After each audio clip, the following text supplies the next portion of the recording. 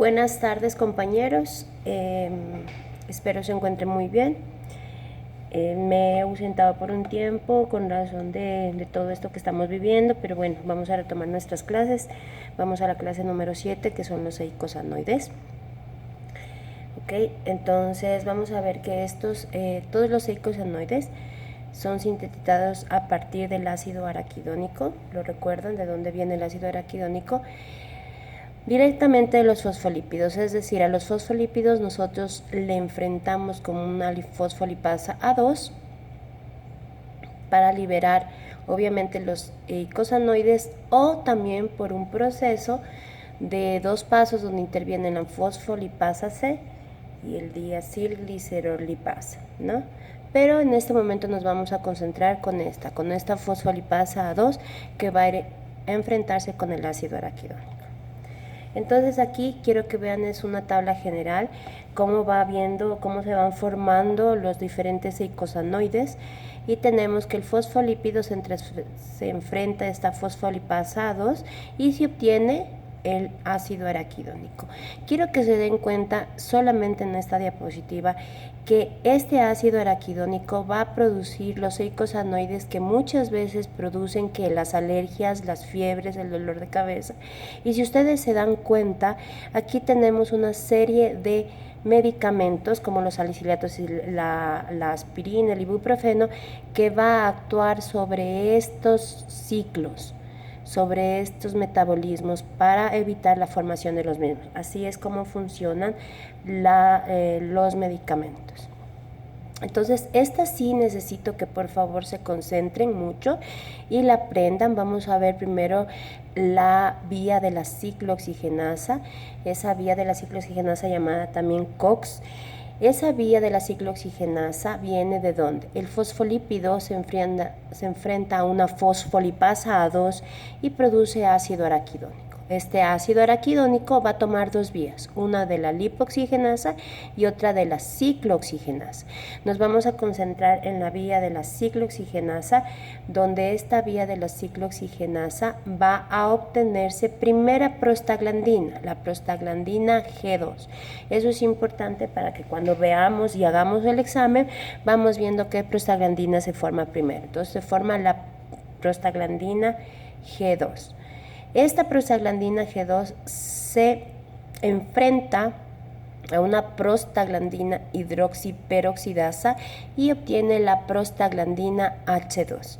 La prostaglandina H2 directamente por varias vías obtiene la D, la E y la F2, que la ven ustedes aquí, la D, la E y la F2.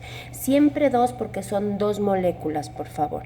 Esta prostaglandina H2, aparte de obtener la D, la E y la F2, tiene la prostaglandina I2, que nosotros la vamos a llamar también prostaciclina. ¿Y por medio de qué? De la prostaciclina sintetasa, por favor. Vamos a obtener la prostaciclina o prostaglandina I2. Y por otro lado, esta misma prostaglandina H2 se enfrenta a la tromboxano sintetasa y va a obtener la tromboxano A2. Esa es la famosa vía de la ciclooxigenasa. Entonces, ¿cuáles son nuestros tipos de eicosanoides? Tenemos los prostanoides, son las prostaglandinas y tromboxanos, tenemos los leucotrienos y tenemos las lipoxinas. En este momento nosotros acabamos de formar prostaglandinas por medio de la vía de la ciclooxigenasa. Entonces nos vamos a concentrar en los prostanoides y este tiene dos vías, la COX-1 y la COX-2, que son las que intervienen en su síntesis, ¿no es cierto? ¿Cuáles son las enzimas? Las enzimas isomerasa o sintetasa son las que transforman en prostaglandina 2, I2, C2, lo que habíamos visto, ¿no es cierto? Ya las vimos antes y nosotros las volvemos a ver acá, prostaciclina sintetasa y la tromboxano sintetasa. Ok, entonces esta es nuestra vía de la ciclooxigenasa un poco más detallada. Como ustedes siempre saben, esto es Harper. Aquí tenemos un fosfolípido que está formado, nunca se olviden, por el ácido graso. Aquí tiene el ácido araquidónico y está formada por una colina. Este es un ejemplo, por favor. Este fosfolípido se enfrenta a la fosfolipasa 2 y obtiene ¿cuál? Nuestro ácido araquidónico. Y por otro lado, pues obtendrá que el ácido graso, obtendrá la colina y obtendrá el fósforo, ¿no es cierto? Este ácido araquidónico se enfrenta a la vía de la COX-1, que habíamos hablado, y COX-2, y obtiene ¿cuál primero? Habíamos hablado la G2. Esta G2 por medio de la hidroxiperoxidasa obtiene H2, ¿no es cierto? La H2 directamente obtiene la G, la D y la F2, y por medio de la prostaciclina sintetasa, habíamos hablado de la prostaciclina, y por medio de la tromboxano sintetasa, la tromboxano A2. Después de la tromboxano A2 podemos obtener también la B2. ¿Ok? Nunca nos olvidemos que los leucotrienos, como su nombre lo dice, está sintetizado por medio de los leucocitos a partir del ácido araquidónico, ¿no es cierto?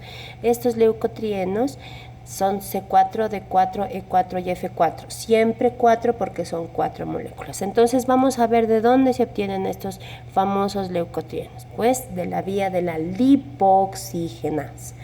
Vía de la lipoxigenasa vamos a obtener los leucotrienos y las lipoxinas. Igual, el ácido araquidónico, el fosfolípido se enfrenta a fosfolipasa 2 y obtiene nuestro ácido araquidónico. Pero esta no va a obtenerse por la vía de la COX-1 y de la COX-2, sino de la vía de la lipoxigenasa, donde tenemos tres vías: la vía de la 12-LOX, la vía de la 5-LOX y la vía de la 15-LOX. No vamos a entrar en mucho detalle de cuáles son los productos medios, sino los productos finales, para no confundirnos. Entonces, lo que a mí me interesa es que ustedes sepan, por favor, de que de la 12-LOX vamos a obtener las trioxilinas A, 3, B3, ¿no es cierto? Las epoxilinas, que en este momento ya no se las está utilizando, entonces nos vamos a concentrar en dos vías importantes que sí necesito que las sepan y las aprendan porque son pregunta de examen: la 5-LOX y la 15-LOX.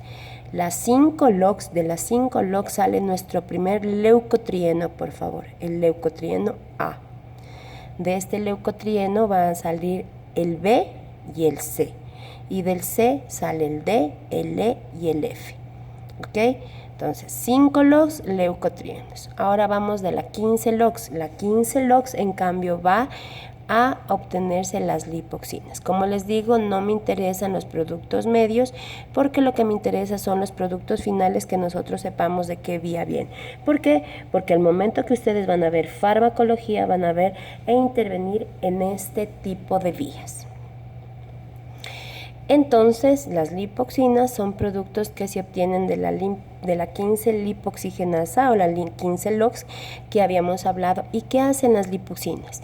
Esas actúan sobre receptores específicos en los polimorfonucleares y obviamente, ¿qué es lo que producen? Señales de parada en la reacción inflamatoria. Es decir, que las lipoxinas lo que causan al aparecer, lo que causan es que aumente la reacción inflamatoria y no se pueda parar. Por eso es que algunos de los antiinflamatorios actúan sobre esta vía. Ahora vamos a ver, por favor, cómo los eicosanoides actúan sobre cada sistema. Okay, vamos a ir despacio para que ustedes vayan aprendiendo cada sistema y viendo cómo varía cada una de los eicosanoides. Comenzamos sistema cardiovascular. Importantísimo, las prostaglandinas en general actúan sobre el tono y la permeabilidad vascular. Es decir, que las prostaglandinas actúan sobre este tono o la permeabilidad vascular, ¿ok? Una cosa importante, la prostaciclina antagoniza los efectos del tromboxano, y ustedes deben decir, bueno, ¿y de dónde viene el tromboxano? Ya lo vamos a ver. Tromboxano, ¿a qué me suena? ¿Ok? Cuando nosotros hablamos de la circulación perinatal es la circulación es la circulación durante el parto, por favor. La prostaciclina I2 y E2 ayudan a mantener el conducto arterioso abierto para que pueda haber el intercambio sanguíneo entre madre e hijo. Con respecto a los efectos vasodilatadores o vasoconstrictores, tenemos que la prostaglandina E2 tiene un efecto vasodilatador y la prostaglandina D2, cuando tenemos en concentraciones altas, es vasoconstrictor y en concentraciones bajas es vasodilatador. Muchas veces la prostaciclina, y ustedes van a ver que la prostaciclina es mencionada casi en todos los sistemas. Cuando nosotros administramos intravenosamente, causa hipotensión y taquicardia. Si causa hipotensión, obviamente va a ser un efecto vasodilatador. Y aquí viene nuestro famoso tromboxano. El tromboxano siempre, en cualquiera de los sistemas, el tromboxano va a causar vasoconstricción, ¿no es cierto? En los diferentes lechos vasculares, vasoconstricción. Y este tromboxano está implicado en todo lo que nosotros llamamos la agregación plaquetaria. ¿Por qué? Porque nosotros formamos el trombo y obviamente el tromboxano va a llamar a estas plaquetas para que sigan formando el trombo. Con respecto a los leucotrienos, que no se olviden de dónde vienen. Los leucotrienos vienen de la vía de la lipoxigenasa. Disminuye el flujo sanguíneo, entonces si disminuye el flujo sanguíneo, pues serán vasoconstrictores. Terminamos el sistema cardiovascular y vamos a hablar del sistema sanguíneo, por favor. Aquí en el sistema sanguíneo, importantísimo el que ya habíamos hablado, el tromboxano A2, obviamente porque permite la agregación plaquetaria. Cosa importante, que el tromboxano es inhibido por la prostaciclina E2, la de E2 y por la prostaglandina E2 en concentraciones altas. Bueno, entonces hablamos. Entonces, miren, si el tromboxano es inhibido por la prostaglandina o prostaciclina E2, ¿qué es lo importante? Producir prostaciclina para que inhiba al tromboxano, ¿no es cierto? Entonces ahí vamos jugando con los medicamentos para la producción o inhibición de estos mismos. Cosa importante de mencionarles, como estamos en el sistema sanguíneo, tenemos que los leucocitos son sintetizados sintetizan prostaglandinas y leucotrienos, que los leucotrienos alteran la permeabilidad vascular y que la prostaglandina E2 inhibe las funciones de los leucocitos. Eso es importante cuando nosotros estamos hablando de todo lo que es la medicación y todo eso. Vamos a nivel renal. ¿Qué pasa a nivel renal?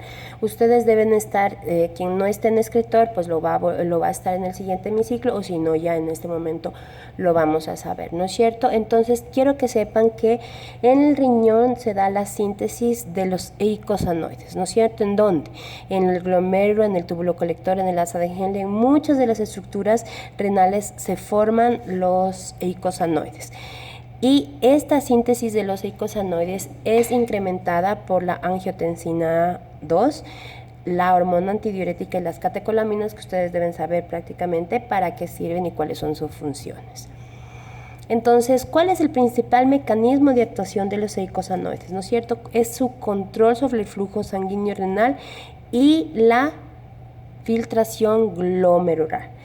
El otro es un efecto natriurético. Acuérdense que natriuresis es liberación de sodio en la orina y acción diurética, pues liberación de orina o de agua en la orina, ¿no es cierto? Y también la estimulación de la secreción de la renina, angiotensina, aldosterona, que es el sistema que regula ¿quién? La tensión arterial. Entonces, ¿cómo van a regular el flujo sanguíneo renal? ¿No es cierto? Las prostaglandinas. La prostaglandina E2 y la prostaciclina o prostaglandina I2 incrementan el flujo sanguíneo. ¿Cómo? Porque inhiben a la hormona antidiurética y esto aumenta la diuresis y la natriuresis, es decir, la liberación de agua y de sodio. Pero no se olviden qué significa el tromboxano. El tromboxano significa vasoconstrictor. Entonces, ¿qué es lo que va a hacer? Como en todo lecho vascular, va a vasoconstriñir y va a hacer que disminuya el flujo sanguíneo renal, ¿no es cierto? Y esto va a disminuir la filtración glomerular. Para estimular la secreción de la renina, angiotensina, aldosterona, la prostaciclina, miren qué importante es la prostaciclina, este es el más potente.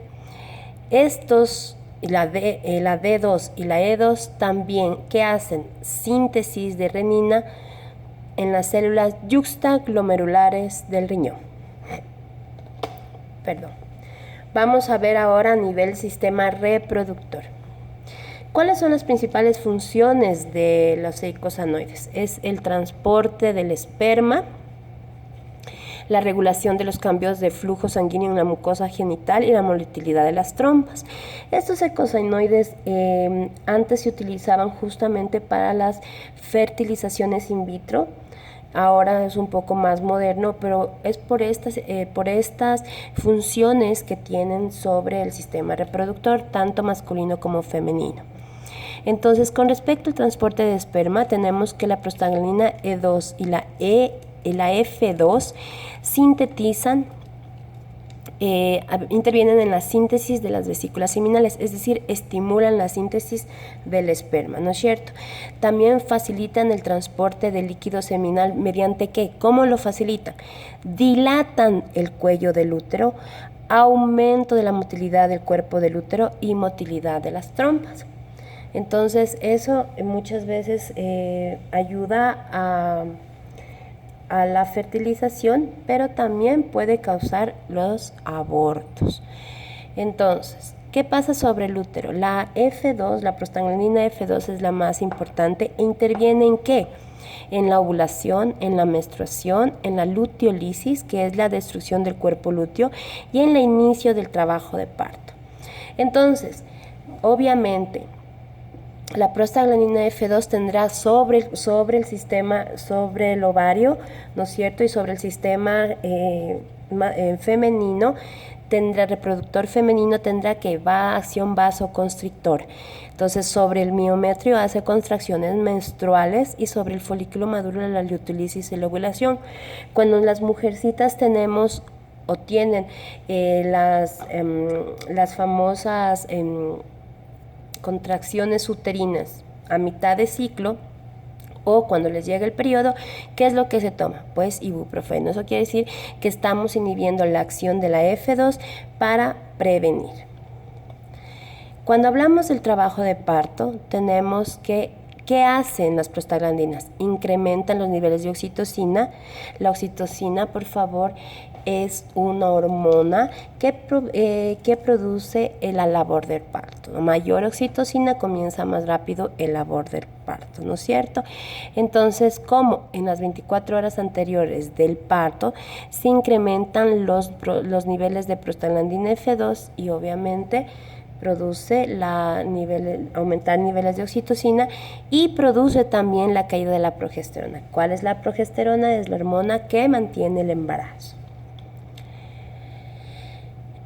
Las prostaglandinas en general, habíamos hablado que actúan, acuérdense, sobre el tono de los vasos. Entonces, obviamente, estas prostaglandinas también mantienen el tono y la frecuencia y el ritmo de las contracciones, que son mantenidas e iniciadas por la oxitocina. Aquí vemos que la prostaglandina I2 es sintetizada por los vasos de la placenta.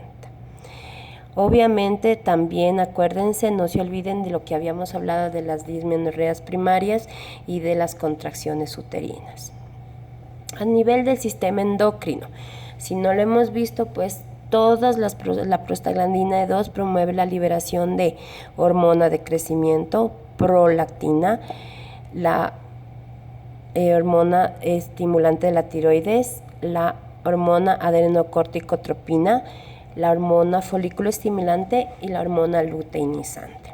Eso con respecto al sistema endocrino. Es importante que conozcamos que la prostaglandina E2 inhibe la lipólisis y ¿qué es lo que hace? Tiene efectos similares a la insulina sobre el metabolismo de los hidratos de carbono que ya los habíamos tratado en temas anteriores. Con respecto al sistema nervioso, y aquí es importante, por favor, la prostaglandina E2 es sintetizada en el hipotálamo y tiene un papel importante en la producción de la fiebre. Por eso es que nosotros cuando tomamos los antifebriles, pues que estamos inhibiendo la formación de prostaglandinas, ¿no es cierto? También las prostaglandinas C2 es un importante neurotransmisor, y en general las prostaglandinas son importantes en lo que es el dolor y la hiperalgesia. Así es como actúan a nivel farmacológico, por favor. Importante es que las prostaglandinas provocan una disminución del umbral de los receptores de las terminaciones nociceptoras de los diferentes estímulos. Entonces, al disminuir el umbral, obviamente aumenta la recepción de estos estímulos, es decir, del dolor, de la fiebre, de las contracciones. ¿Ok? Aquí tenemos una cosa importante, es que el leucotrieno B4 es un potente hiperalgésico. ¿Qué significa hiperalgésico? Que promueve el dolor, Con el aparato gastrointestinal, la mayoría, como vemos aquí, la F2, la prostaciclina, el tromboxano, los leucotrienos, producen contracción del músculo liso, longitudinal y circular, por favor, del aparato gastrointestinal, pero la prostaglandina E2, en cambio, relaja el músculo liso. Ya. Entonces, obviamente también la prostaglandina E2 y F2 pueden provocar contracciones dolorosas, diarrea, náusea y vómito, y es cuando nosotros utilizamos la E2 como un abortivo, por favor. Eso es importante porque ya sabemos que produce vasodilatación del cuello uterino, motilidad de las trompas. Hay unas prostaglandinas citoprotectoras, y por eso antes se utilizaban mucho para el tratamiento de la gastritis, y tenemos las prostaglandinas citoprotectoras, que tenemos la E2 y la I2, pero ¿qué producen? ¿Se acuerdan que producen contracción en algunos músculos, pero también disminuyen la secreción del volumen, de la gastrina, la acidez, la pepsina, producen vasodilatación en las mucosas, a la vez que producen vasoconstricción, pero producen vasodilatación en las mucosas, y esto aumenta la secreción del moco. Con respecto al aparato respiratorio, aquí lo más importante dentro del aparato respiratorio son los leucotrienos. Los leucotrienos son los implicados en toda la producción de las alergias, del asma. ¿Y qué es lo que causan principalmente estos leucotrienos? Broncoespasmo, cierre de la vía respiratoria, ¿no es cierto? Cuando nosotros tenemos un tipo de alergia o el asma, ¿qué es lo que pasa? Se cierra la vía respiratoria, aumenta la secreción de las mucosas y obviamente también la permeabilidad vascular, hay edema en vías respiratorias, y entonces hay un deterioro de la función pulmonar. Con respecto a la inflamación, por favor, los más importantes son las prostaglandinas y los leucotrienos, ¿no es cierto? Y los protanoides, que no se olviden que son las prostaglandinas y los tromboxanos, inhiben la proliferación y función de los leucocitos, entonces inhiben la respuesta inmunitaria, y obviamente pues la inflamación y la infección aumenta. La prostaglandina E2 es un efecto vasodilatador de la histamina. Ya sabemos, la histamina es liberada por los monocitos y intervienen en las reacciones inmunológicas. La bradiquinina aumenta también el flujo sanguíneo en el área inflamatoria, es decir, la E2 produce que aumente la alergia y el flujo sanguíneo. La E2 potencia el efecto de la bradiquinina, el dolor, lo que habíamos hablado, y también produce el aumento de citoquinas que producen aumento de la temperatura corporal. Cuando hablamos de los leucotrienos y la permeabilidad vascular, por favor, vemos que los leucotrienos B4 es un potente agente quimiotáctico. ¿Qué quiere decir la quimiotaxis? Que llama a los demás, ¿no es cierto? Que llama entonces aquí a la adhesión de los neutrófilos al endotelio vascular. Y entonces obviamente pues que hace que aumente la inflamación y aumente el edema. C y D4 son quimiotácticos, en cambio, para los eosinófilos. Entonces, los eosinófilos aparecen en reacciones alérgicas y también en parasitosis, ¿no es cierto? Entonces, obviamente, ellos, los C4 y D4, llaman muchísimo más a los eosinófilos, aumentando que la reacción alérgica. En concentraciones altas aumentan los procesos inflamatorios intestinales y en el asma. Ahora hablemos un poco de las lipoxinas, que no las hemos nombrado y que realmente lo más importante de ellas es que actúan sobre quién, sobre los leucocitos, ¿no es cierto? Porque inhiben la función de los leucocitos y de esta manera aumenta el proceso inflamatorio.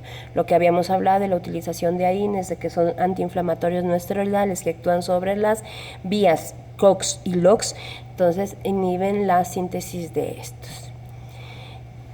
Listo, chicos, con respecto a esto fue la clase de icosanoides. Cualquier duda, estoy a la orden. Seguimos hablando. Con esto terminamos la clase número 7. Esperamos que en esta semana, entre mañana y pasado, tengamos la clase número 8 para poder preparar nuestro segundo parcial. Gracias y buena tarde.